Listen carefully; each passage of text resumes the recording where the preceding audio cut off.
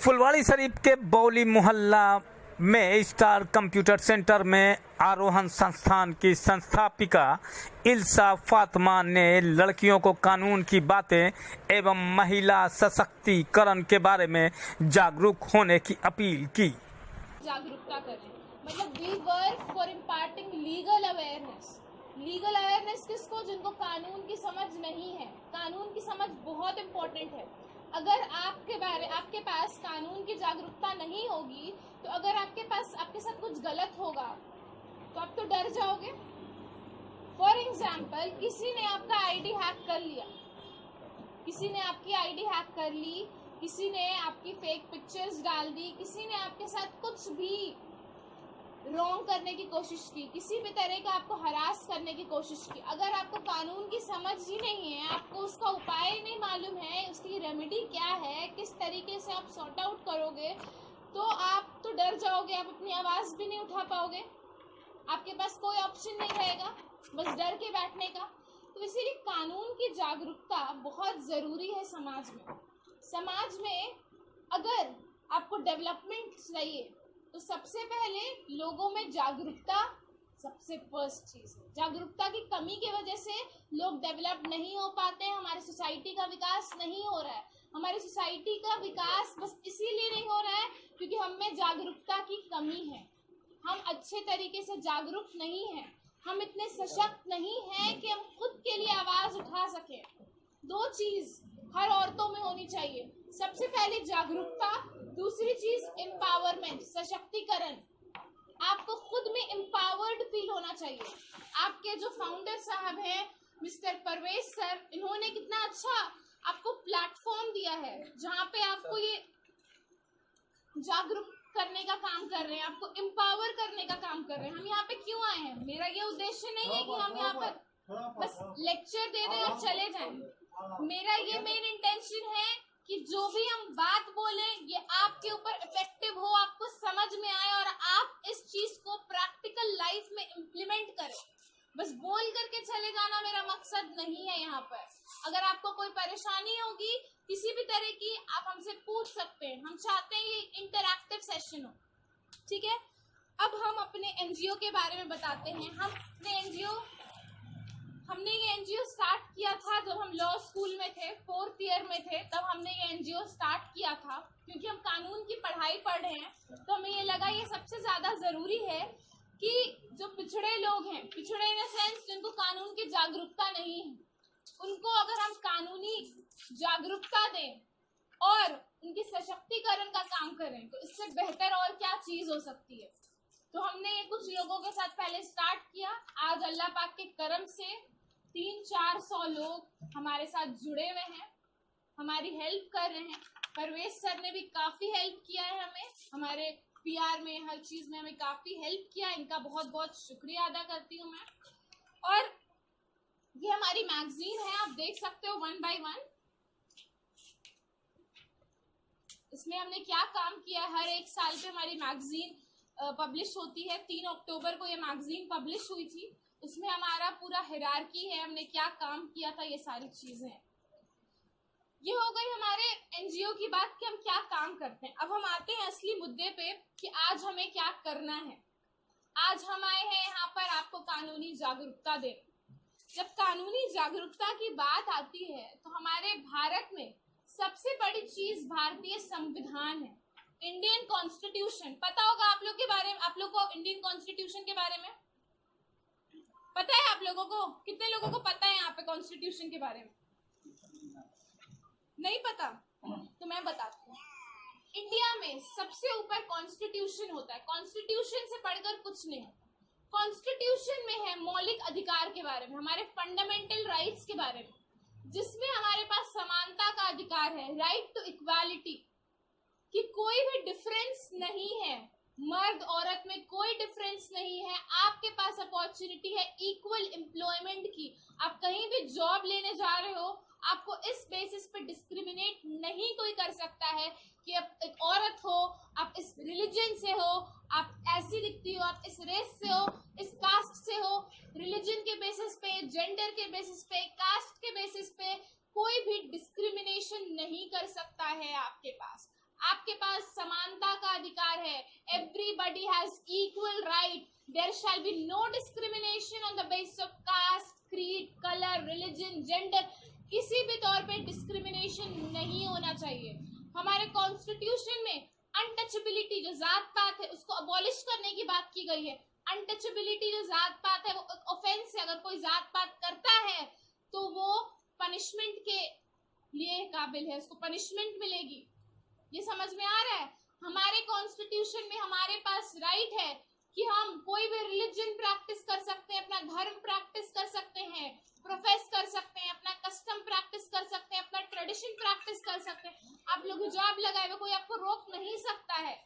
आपके पास राइट है. हमारे कॉन्स्टिट्यूशन में राइट है कि हमारे पास बोलने का अधिकार. आर्टिकल 19 हमारे कॉन्स्टिट्यूशन का, freedom of speech and expression. आप अपनी बात एक्सप्रेस कर सकते हो, बोल सकते हो. आप कहीं पर भी इंडिया में जा सकते हो, कहीं पर भी ट्रैवल कर सकते हो, कोई आपको रोक नहीं सकता है. आप कोई भी ट्रेड, कोई भी ऑक्यूपेशन, कोई भी बिजनेस फॉलो कर सकते हो, कोई आपको रोक नहीं सकता है.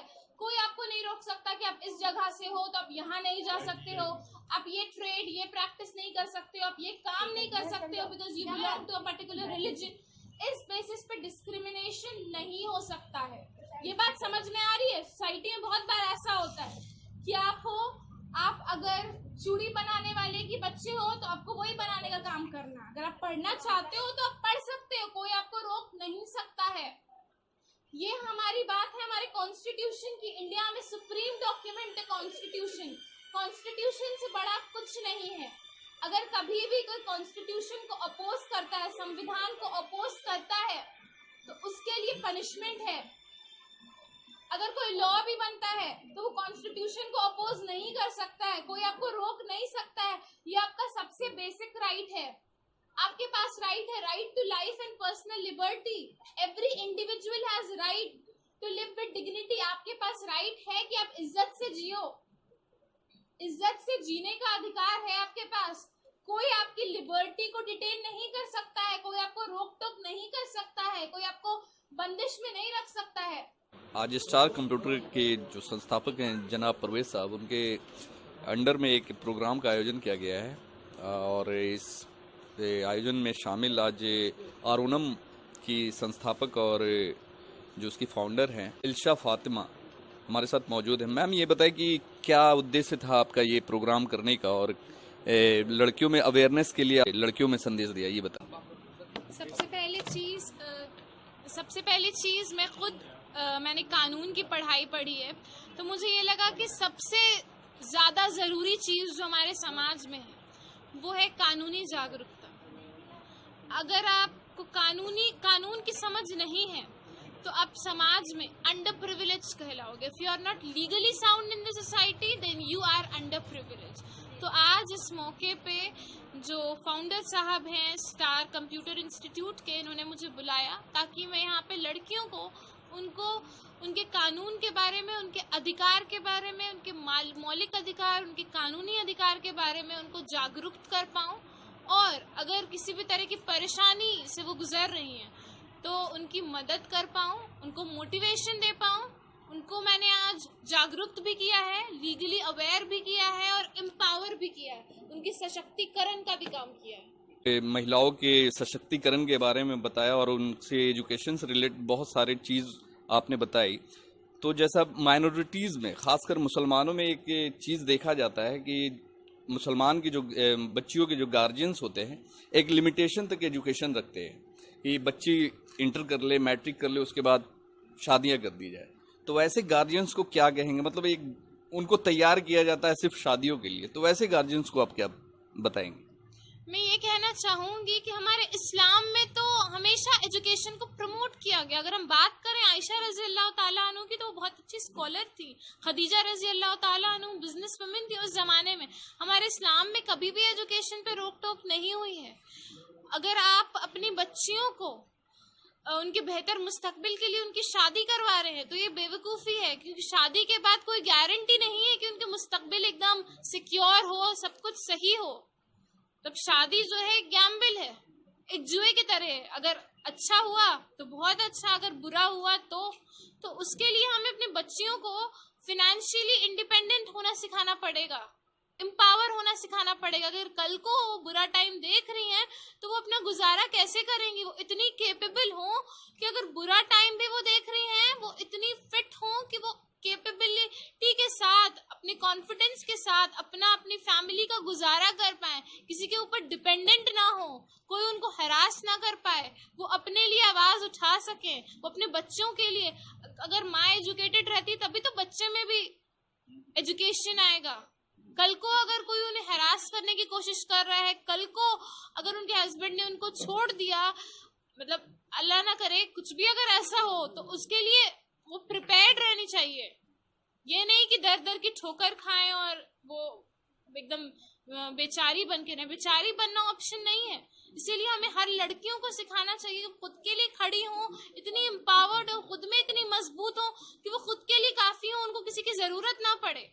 अभी आयशा जो अभी गुजरात से हुआ, आपको भी पता है, तो काफ़ी पढ़ी लिखी लड़की थी और ऐसा कहा जाता है कि जो पढ़े लिखे लोग हैं ये आत्महत्या वगैरह में इतने पढ़ लिख करके, वैसे लोगों को क्या कहेंगे जो मतलब इतने प्रेशराइज और इतने डिप्रेशन में आ जाते हैं पढ़ने लिखने के बावजूद भी करते हैं, तो वैसे लड़कियों को और वैसे लोगों को क्या संदेश देंगे?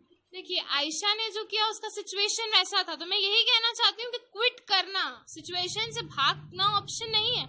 अब सिचुएशन को फेस करो, सिचुएशन को फेस करो, जो भी उसका प्रोस कॉन्स है आप उसको देखो। तो क्या उसको आप सही मानती हैं? नहीं, मैं बिल्कुल सही नहीं मानती हूँ, पर उसका सिचुएशन वैसा था, उसकी मेंटल कंडीशन में थी, मैं ये नहीं जान रही हूँ। उसको कितना क्या कुछ सहना पड़ रहा था मैं ये नहीं जान रही हूँ। हाँ, ये उसने जो किया बहुत गलत किया, तो यही मेरा संदेश है कि सिचुएशन से भागना कोई ऑप्शन नहीं। आप सिचुएशन को फेस करो, आप इतने कैपेबल हो, इतने स्ट्रांग रहो कि आप सिचुएशन का डटकर सामना करो, उस पे एकदम अच्छे, इतने सक्षम रहो कि आप अपने लिए खड़ी रह सको। और हाँ, पेरेंट्स का सपोर्ट बहुत इंपॉर्टेंट है।